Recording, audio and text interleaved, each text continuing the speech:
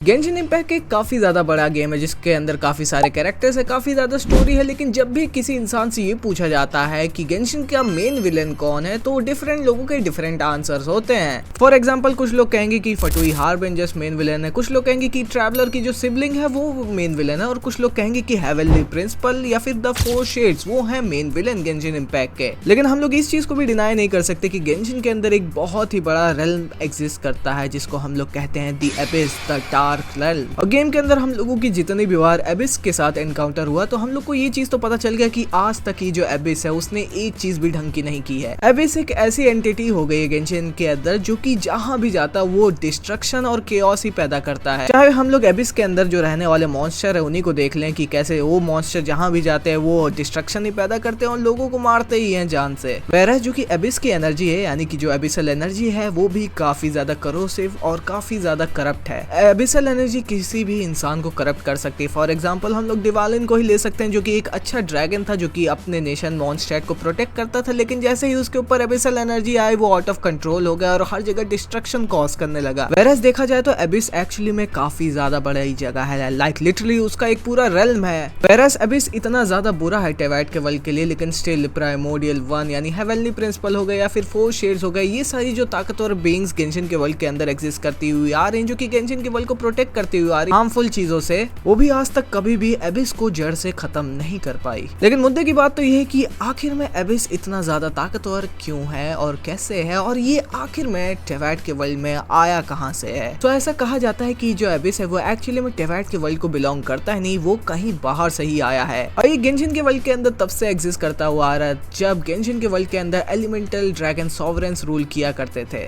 ऐसा कहा जाता है कि टेवाइट के वर्ल्ड के बाहर एक कॉस्मिक रेल्म था जिसका नाम था द वॉइड रेल्म, यानी कि रेल्म ऑफ डार्कनेस, और उसी से ओरिजिनेट होता है द एबिस जो कि बाहर से आता है टेवाइट के वर्ल्ड के अंदर। एक ऐसा डिस्ट्रक्टिव फिनोमिना जिसके आगे कुछ भी आ जाए वो उसे पूरी तरीके से कंज्यूम करके रख लेता है। जहाँ पे एबिस बस डिस्ट्रक्शन ही नहीं पैदा करता, वो अपने सामने अगर कोई बीइंग आती जो कि काफी ज्यादा ताकतवर है वो उसे करप्ट भी कर देती है। और ऐसा हुआ भी था हिस्ट्री में गेंशिन के, जहाँ पे जब गेंशिन के वर्ल्ड के अंदर यानी कि टेवाइट के वर्ल्ड के अंदर जब ड्रैगन रूल चलता था तो उनका एक किंग था जिनका नाम था ड्रैगन किंग निबुलंग, जो कि सबसे ज्यादा स्ट्रॉन्गेस्ट ड्रैगन माना जाता था और इस पूरे वर्ल्ड के ऊपर वो रूल किया करता था। लेकिन एबिस ने उसको भी करप्ट कर दिया था। तो हाँ, इससे तुम्हें ये चीज तो पता चली गई होगी कि तुम चाहे कितने ताकतवर क्यों ना हो, कितने ही ब्रिलियंट क्यों ना हो, एबिस तुम्हारे दिमाग के ऊपर कब्जा कर लेगा और तुमसे वो सारी चीज कराएगा जो कि उसका मन करेगा। लेकिन मुद्दे की बात तो ये है कि एबिस एक पूरा तरीके का इकोसिस्टम है, एक पूरा तरीके का रेल्म है, लेकिन क्या इस रेल्म को कोई रूल करता है? लाइक लिटरली तुम्हें एबिस के अंदर लाखों करोड़ों मॉन्स्टर्स देखने को मिल जाएंगे और टेवाइट के अंदर एबिस काफी बार प्लानिंग करके अटैक करता हुआ आया है। लेकिन आखिर में इन सारी प्लानिंग के पीछे है कौन? कौन है इन सारे लाखों करोड़ों और इस पूरे एबिस को कौन कंट्रोल करता है? और यहाँ पे अब मैं तुम्हें बताने वाला हूँ गेंशिन के वर्ल्ड का one of the most strongest character में से एक,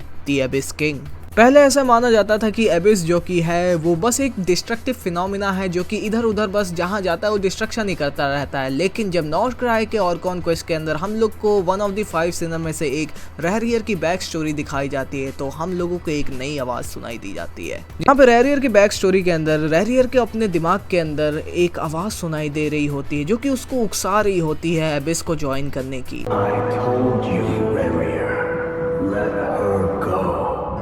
You will find someone better.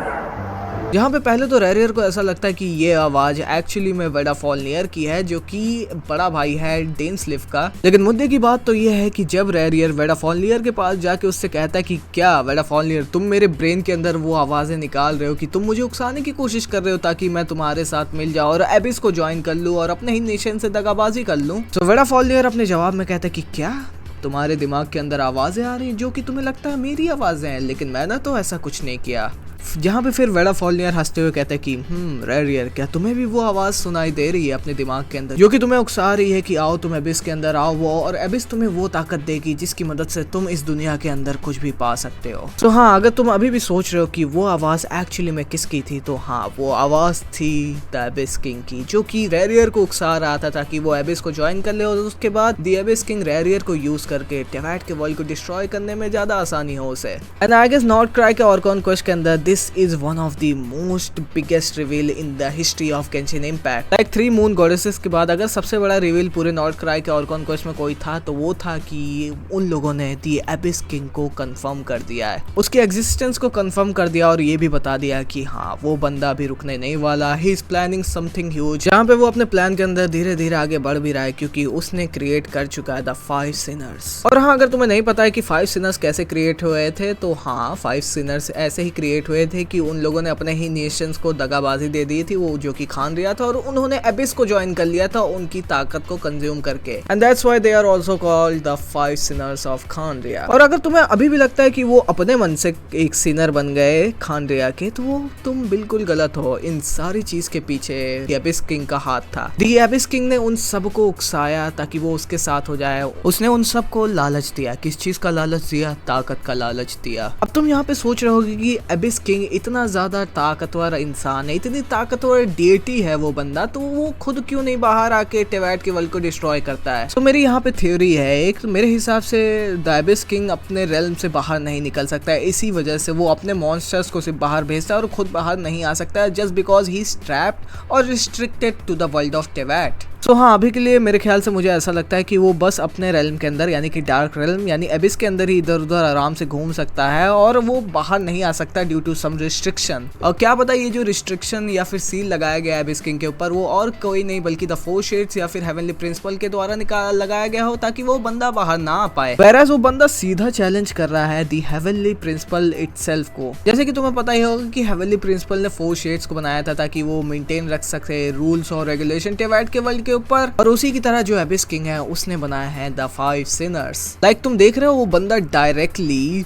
Target कर रहा है हेवनली प्रिंसिपल को। अगर मैं इसको सिंपली वे में पुट करूँ तो it is a battle between the light realm जहाँ पे हेवनली प्रिंसिपल एग्जिस्ट करता है, 4 शेड्स एग्जिस्ट करती है, वर्सेस द डार्क रेल्म जहाँ पे द एबिस किंग एग्जिस्ट करते हैं और द 5 सिनर्स एग्जिस्ट करते हैं। सो हाँ, ये वही लाइट वर्सेस डार्क की लड़ाई है जहाँ पे heavenly principle is the supreme being of the light realm, whereas जो एबिस किंग है वो डार्क रेल्म का सुप्रीम बीइंग है। एंड जिस हिसाब से गेम के अंदर अभी हम लोग देख सकते हैं कि एबिस का इन्वॉल्वमेंट कितना ज्यादा बढ़ चुका है पहले से, कि कैसे नाइटलैंड के पूरे आर्क के अंदर नाइटलैंड का जो पूरा नेशन था वो बस एबिस के अगेंस्ट ही लड़ रहा था। वेयरएज नॉर्थ क्राई के अंदर भी हम लोगों ने वाइल्ड हंट देखा था जो कि एबिस को बिलोंग करता है। हम लोगों ने वन ऑफ द 5 सिनर में से एक रैरियर को देखा था। सो हाँ, ऐसे ही धीरे धीरे करके हम लोग को एबिस के बारे में बहुत सारी न्यू इन्फो मिलती ही जा रही है। वेयरएज हम लोग को सर्चलोगी और स्कर्क के बारे में भी पता चलता है कि कैसे इस टेवैट के वर्ल्ड के अंदर कुछ ऐसे लोग भी हैं जो कि एबिसल एनर्जी को वील्ड कर सकते हैं, उसकी पावर को यूज कर सकते हैं इन कॉम्बैट। सो हाँ, एक दिन वो दिन भी दूर नहीं होगा जहाँ पे गेम के अंदर हम लोग को फाइनली दी एबिस किंग का रिवील देखने को मिलेगा, और मेरे ख्याल से ये एंड गेम के अंदर ही देखने को मिलेगा जहाँ पे हम लोग को finally heavenly principle versus the abyss king की एक फाइट देखने को मिल सकती है, क्योंकि गेंशिन का फिनाले का जो पूरा एक्ट होगा उसको डिसाइड कर सकता है। सो हाँ, इस वीडियो को हम लोग यहीं तक रखते हैं। अगर तुम्हें ये वीडियो अच्छी लगी तो चैनल को सब्सक्राइब कर लो। तुम्हारा एबिस किंग को लेके क्या थ्योरी है तुम मुझे कमेंट्स में बता सकते हो और उसे पढ़ूंगा। वेयरएज यहाँ तक देख लियो, चैनल को सब्सक्राइब कर लो, वीडियो को लाइक कर लो। मैं मिलूंगा तुमसे एक नई वीडियो में, तब तक के लिए bye bye, see you soon.